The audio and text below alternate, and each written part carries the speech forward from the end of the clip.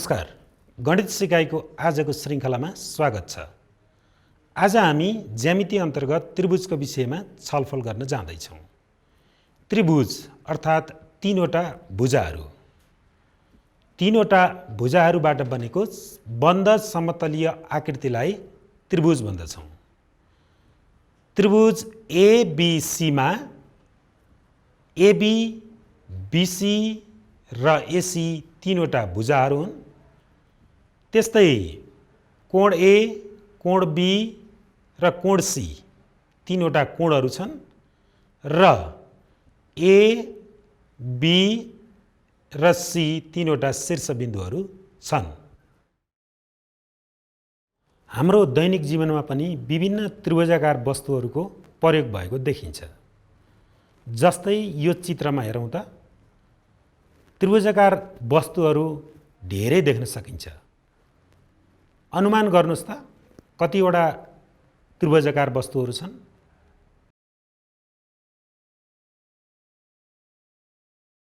हो, 6 वटा त्रिभुजाकार वस्तुहरू देख्न सकिन्छ। यहाँ देख्न सक्नुहुन्छ विभिन्न आकार प्रकारका त्रिभुजहरू। यी त्रिभुजहरूलाई हामीले भुजाको लम्बाइको आधारमा र कोणको आधारमा वर्गीकरण गर्न सक्छौँ। त्रिभुजलाई भुजाको लम्बाइका आधारमा वर्गीकरण गर्न सकिन्छ। त्यसको लागि एउटा त्रिभुज लिउँ। त्रिभुज एबिसी। यो त्रिभुजमा भुजाहरू एबी, बिसी र सीए बराबर छन्। यदि कुनै त्रिभुजमा तीनवटै भुजाहरू बराबर छन् भने त्यो त्रिभुजलाई समबाहु त्रिभुज भन्छौँ अथवा इक्विल्याटरल ट्रायंगल। फेरि त्यही त्रिभुजलाई लियौँ र शीर्षबिन्दु ए लाई अलिकति ताने मैले। यो त्रिभुजमा दुईवटा भुजा एबी र एसी बराबर छन्। यदि कुनै त्रिभुजमा दुईवटा भुजा मात्रै बराबर छन् भने त्यो त्रिभुजलाई समद्विबाहु त्रिभुज अथवा आइसोसेलिस ट्रायंगल भन्छौँ। फेरि त्यही त्रिभुजलाई लियौँ र यो त्रिभुजको शीर्षबिन्दु यसलाई मैले यसरी लम्ब्याएँ। त्रिभुज एबिसीमा अब कुनै पनि भुजा एकापसमा बराबर छैनन्। यसरी एकापसमा कुनै पनि भुजा बराबर छैनन् भने यो त्रिभुजलाई हामीले विषमबाहु त्रिभुज भन्छौँ अथवा स्केलेन ट्रायंगल।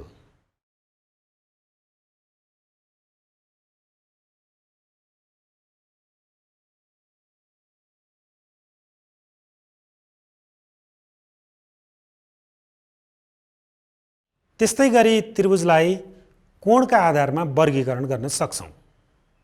कोण भन्ने बित्तिकै हामीलाई न्यून कोण, समकोण र अधिक कोणको कुरा थाहा हुन्छ। अब चित्रमा न्यून कोणलाई एउटा रेखा थपेर त्रिभुज बनाऊ। उक्त त्रिभुजमा तीनवटै कोण न्यून कोण छन्।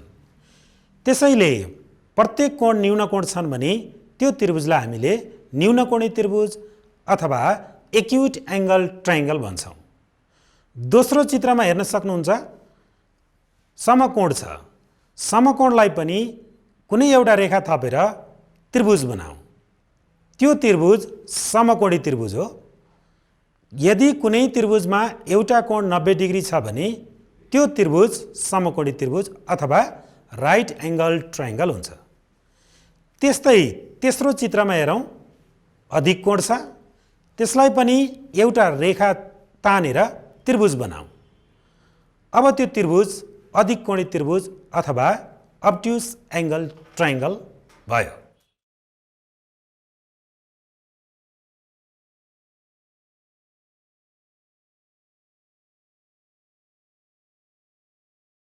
त्यस्तै गरी त्रिभुजका विभिन्न गुणहरूको बारेमा छलफल गरौँ।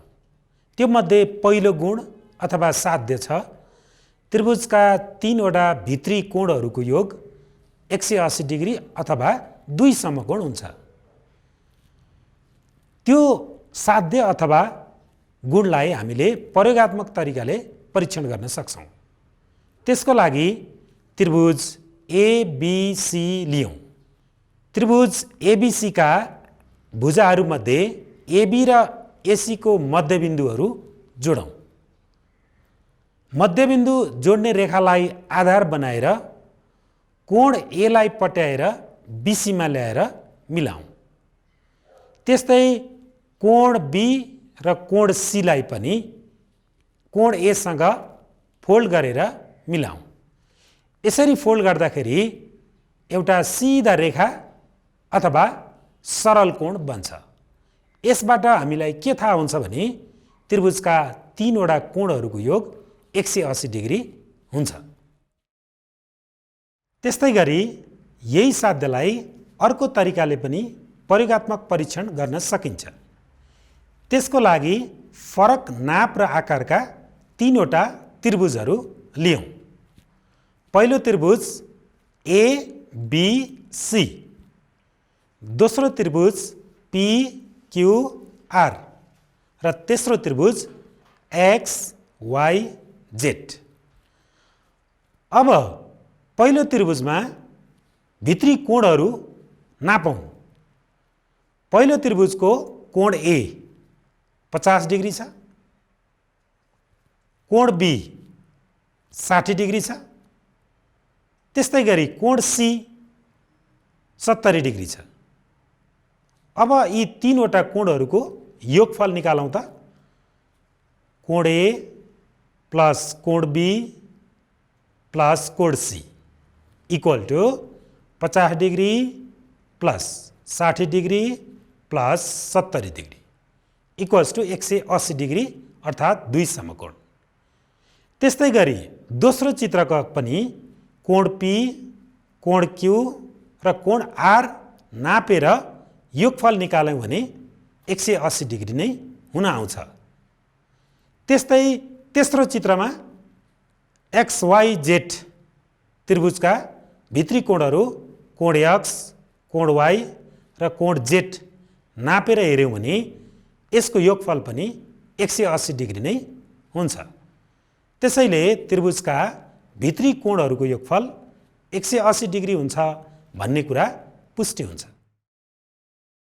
त्यस्तै गरी यो साध्यलाई हामीले सैद्धान्तिक तरिकाले पनि पुष्टि गर्न सक्छौँ। त्यसको लागि त्रिभुज एबीसी लियौँ। अब प्रमाणित गर्नुपर्ने तीनवटा भित्री कोणहरू कोण एबीसी प्लस कोण बीसीए प्लस कोण सीएबी इक्वल्स टु 180 डिग्री अथवा 2 समकोण। यसको लागि हामीलाई जुक्तिको आवश्यकता पर्दछ। जुक्ति भनेको बीसी भुजासँग समानान्तर हुने गरी बिन्दु ए बाट एमएन रेखा तानौँ जहाँ एमएन समानान्तर बीसी छ। अब यसका तथ्य र कारणहरूतिर लागौँ। पहिलो तथ्यमा समानान्तर रेखामा एकान्तर कोणहरू देख्न सक्नुहुन्छ। अब कोण एमएबी बराबर कोण एबीसी किन होला अनुमान गर्नुहोस् त। हो, एकान्तर कोणहरू बराबर हुन्छन्। त्यस्तै गरी तथ्य नम्बर 2 मा हेरौँ त। कोण एनएसी इक्वल टु कोण एसीबी किन होला यसको पनि कारण अनुमान गर्नुस्। हो, यो पनि एकान्तर कोण हो, एकान्तर कोणहरू बराबर हुन्छन्। त्यस्तै गरी 3 नम्बरमा हेरौँ त। कोण एमएबी प्लस कोण बीएसी प्लस कोण एनएसी इक्वल टु 180 डिग्री किन होला। हो, यसको कारण अनुमान गरिसक्नुभयो। एउटा सिधा रेखा जहिले पनि 180 डिग्री हुन्छ। त्यस्तै 4 नम्बरमा जाउँ। अब 4 नम्बरमा कोण बीएसी प्लस कोण एबीसी प्लस कोण एसीबी इक्वल टु 180 डिग्री। यसको कारण अनुमान गर्नुस्। हो, तथ्य नम्बर 1, 2 र 3 बाट हो। त्यसैले यसबाट पुष्टि हुन्छ कि त्रिभुजका तीनवटा कोणहरूको योग 180 डिग्री हुन्छ। त्यस्तै गरी त्रिभुजको अर्को गुणको बारेमा छलफल गरौँ। अर्को गुण हो, यदि त्रिभुजको एउटा भुजालाई लम्ब्यायौँ भने बन्ने बाहिरी कोण दुई भित्री अनासन्न कोणको योगफलसँग बराबर हुन्छ। त्यसको लागि प्रयोगात्मक परीक्षणबाट पुष्टि गर्न सक्छौँ। त्रिभुज एबीसी लियौँ र त्रिभुज एबीसी को भुजा बीसीलाई लम्बाएर डी सम्म पुर्यायौँ। अब कोण ए र कोण बी लाई काटेर कोण एसीडी बाहिरी कोणसँग लगेर मिलाऊँ। यसरी मिलाउँदा कोण ए र कोण बी बाहिरी कोण एसीडी सँग मिल्न आउँछ। यसबाट पुष्टि हुन्छ कि दुई भित्री अनासन्न कोण बाहिरी कोणसँग बराबर हुन्छ। अब बाहिरी कोण नापौँ त कति डिग्री हुन्छ? हो, प्रोट्रेक्टरको माध्यमबाट कोण एसीडी नाप्दा 100 डिग्री आयो। त्यस्तै दुईटा अनासन्न भित्री कोणहरू पनि नापौँ। कोण ए नापौँ, कति डिग्री आयो हेर्नुस् त? 60 डिग्री। कोण बी नापौँ, कति डिग्री आयो? 40 डिग्री। कोण ए र कोण बी को योगफल निकालौँ, 60 + 40 = 100। त्यस्तै बाहिरी कोण एसीडी पनि 100 डिग्री छ। यसबाट पनि पुष्टि हुन्छ कि यदि हामीले त्रिभुजको एउटा भुजालाई लम्ब्यायौँ भने बन्ने बाहिरी कोण दुई अनासन्न भित्री कोणहरूको योगफलसँग बराबर हुन्छ। यो साध्यलाई हामी सैद्धान्तिक तरिकाले पनि प्रमाणित गर्न सक्छौँ।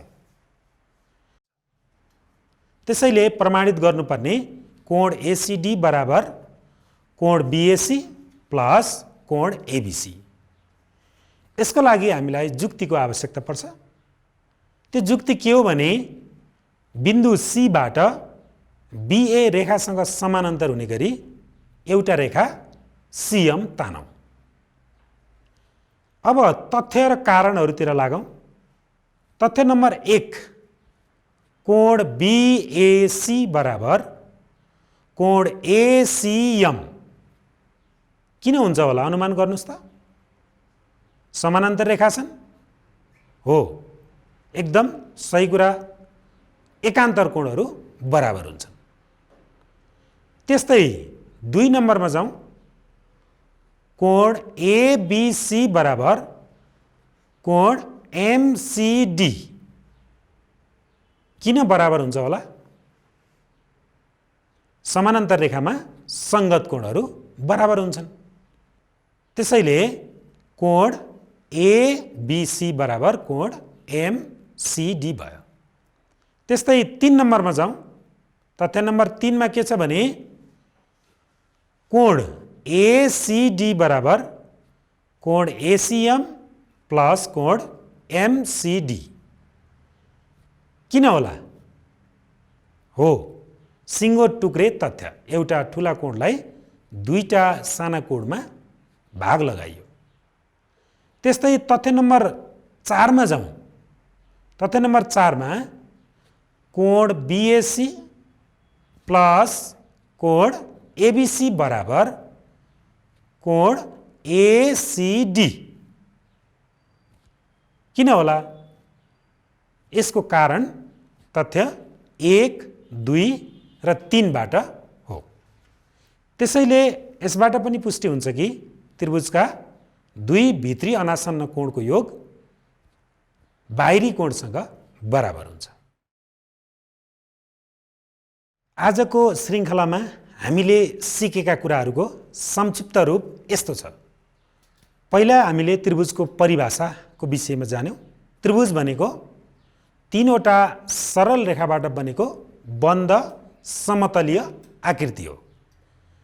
त्यस्तै त्रिभुजका वर्गीकरण मध्ये भुजाका आधारमा र कोणका आधारमा, त्यस्तै भुजाको आधारमा चाहिँ त्रिभुजहरू तीन किसिमका हुन्छन्: समबाहु त्रिभुज, समद्विबाहु त्रिभुज र विषमबाहु त्रिभुज। र कोणका आधारमा पनि तीन किसिमका हुन्छन्: समकोणी त्रिभुज, न्यूनकोणी त्रिभुज र अधिक कोणी त्रिभुज। त्यस्तै त्रिभुजका दुईवटा गुणहरूको बारेमा हामीले छलफल गऱ्यौँ। पहिलो गुण, त्रिभुजका तीनवटा भित्री कोणहरूको योगफल 180 डिग्री अथवा 2 समकोण हुन्छ। र दोस्रो गुण चाहिँ, यदि त्रिभुजको एउटा भुजालाई लम्ब्याइयो भने बन्ने बाहिरी कोण दुई भित्री अनासन्न कोणहरूको योगफलसँग बराबर हुन्छ।